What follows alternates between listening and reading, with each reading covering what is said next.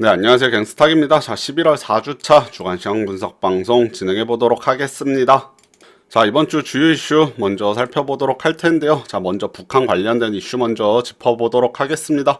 자, 대북 관련 이슈는 최근 들어서 뭐 예전처럼 주목을 많이 받고 있지는 못합니다만, 자, 그래도 요새처럼 어려운 주식시장에서 대북 관련주, 남북 경협주만큼 괜찮은 섹터도 별로 없는 것 같습니다. 자, DMZ에서 북한이 GP 10여 개 철거한다는 소식에 경협주 또 움직임이 있었고요. 자, 이번에 남북 철도 공동 조사를 진행하겠다고 했는데 유엔 안보리에서 대북 제재 예외를 인정해주면서 철도 관련 남북 경제 협력도 진행될 것으로 보입니다. 자, 그래서 철도 관련주들도 많이 움직이는 모습 보여줬습니다.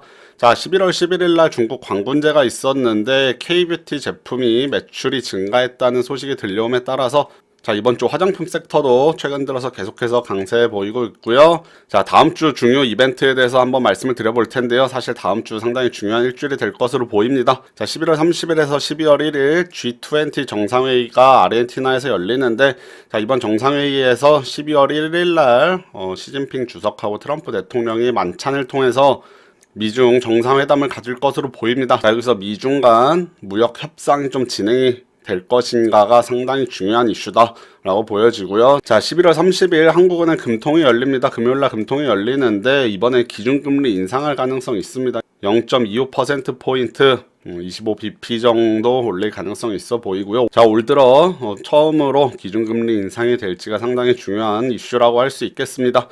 자, 그리고 북미 고위급 회담이 원래 이번 달 11월 8일경에 열릴 것으로 예정이 되었다가 무기한 연기가 됐는데, 자, 27일과 28일 폼페이오하고 김영철이 뉴욕에서 만날 수도 있다라는 얘기 있습니다. 북미 고위급 회담 열린다면 남북 경협주들도 또 다시 한번 움직일 수 있겠죠. 뭐 여기서는 비핵화 등이 상당히 중요한 이슈가 되겠고요. 국제유가 이번 주도 또 급락했습니다. 50달러까지 내려왔죠. 50.42달러에서 마감했고요. 원달러 환율 1130.5원으로 소폭 상승해서 이번 주 마감했습니다. 자, 이번 주 주식시장 이슈 한번 짚어보도록 할 텐데요. 자, 이번 주에 미국 증시가 상당히 약세를 보였습니다. 자, 목요일 같은 경우는 추수감사절로 하루 휴장하기도 했는데 미국 증시가 많이 내려오면서 국내 주식시장도 어려운 움직임 나타났고요. 코스피, 코스닥 같은 경우 모두 1%대 하락했습니다. 특히 코스피 같은 경우는 1.6%, 2% 가까이 하락하면서 상당히 어려운 움직임 보여줬고요. 자, 그 가운데 이번 주에 앞서 말씀드렸다시피 K뷰티 관련해서 화장품주, 그 다음에 남북 경협주들, 특히 철도 관련된 섹터가 상당히 강세를 보였습니다. 자, 주식시장 차트 한번 보고 미국 증시랑 국제 유가 한번 살펴보도록 하겠습니다. 자, 코스피 주봉 차트 한번 볼 텐데 올해 1월 달에 2600선 넘어간 이후로 지금 계속해서 하락했죠. 한 차례 하락 후 횡보, 그 다음에 한 차례 하락 후 횡보했고요. 그 다음에 또 10월 달 급락장 이후에 또 한 달여간 횡보하는 움직임 보여주고 있습니다. 자, 뚜렷이 반등을 해주지 못하고 계속해서 계단형으로 하락하는 모습 보여주고 있는데, 자, 이번 주 같은 경우도 뭐 1.6% 하락하면서 2050선에서 2100선 사이를 횡보하는 움직임 계속해서 나타나고 있고요. 전체적으로 봤을 때는 2000에서 2100선 정도를 박스권을 형성하면서 당분간 좀 움직이지 않을까라는 예상되고 있습니다.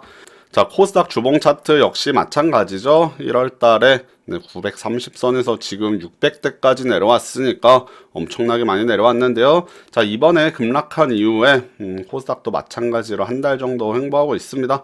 670선에서 700선 정도 왔다 갔다 하는데 크게 봤을 때는 650에서 700 정도 횡보하는 움직임 보여주겠고요.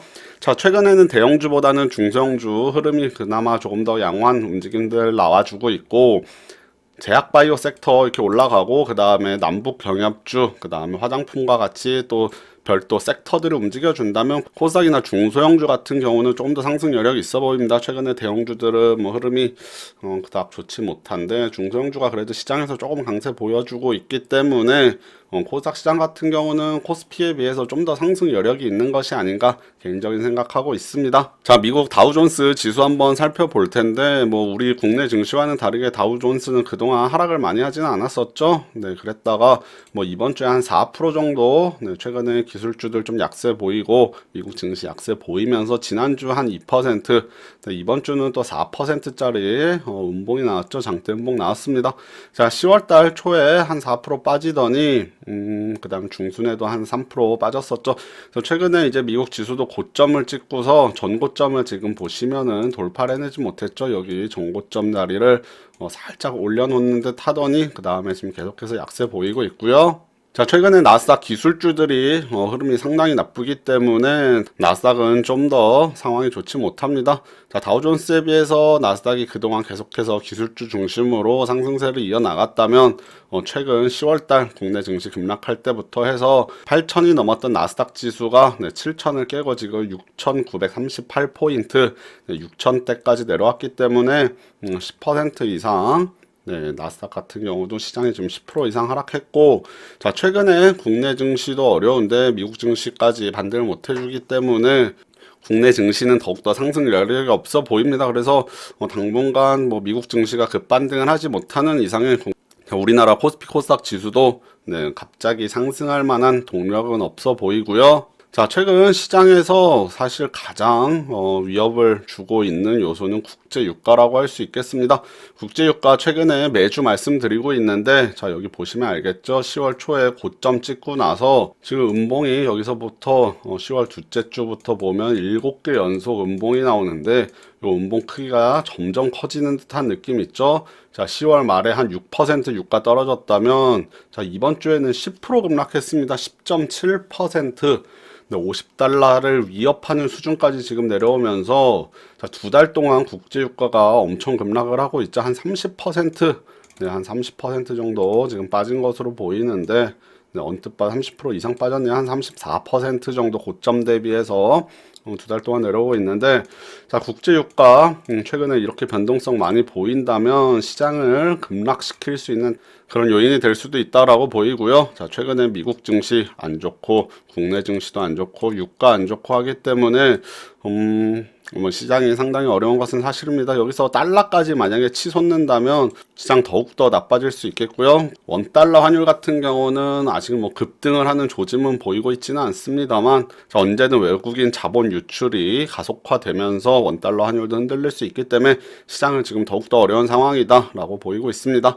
다만 그동안 시장 많이 하락한 만큼 추가적인 하락보다는 당분간은 이제 박스권 그리면서 횡보할 가능성이 있다는 것이 제 개인적인 생각이고요. 자, 최근 어려운 시장인 만큼 괜찮은 섹터 잘 골라서 매매해야 될 텐데, 그나마 시장에서 계속해서 주목을 받는 것은 남북 경협주가 아닌가 보이고, 자, 이럴 때 남북 경협주들 또는 특정 테마주, 그 다음에 연말이니까 고배당주들도 상당히 지금 괜찮아 보입니다. 최근 주가가 많이 내려오면서 배당 수익률이 오히려 올라가죠. 주가가 내려오고 배당을 전년도와 동일하게 또는 그 이상 한다면 배당 수익률이 올라갈 수 있기 때문에 배당 관련주들도 관심을 가져볼 필요가 있겠다라고 말씀드리면서, 최근에 방송 내용 비슷비슷합니다. 계속해서 어려운 시장 상승이 나와야 되는데 유가나 미국 증시 흔들리면서 국내 증시도 반등을 뚜렷이 해주지 못하는 모습 보여주고 있다라는 말씀 드리면서, 자, 11월 4주차 주간 시황 분석 방송 마치고 또 다음 주 방송으로 찾아뵙도록 하겠습니다. 네, 감사합니다.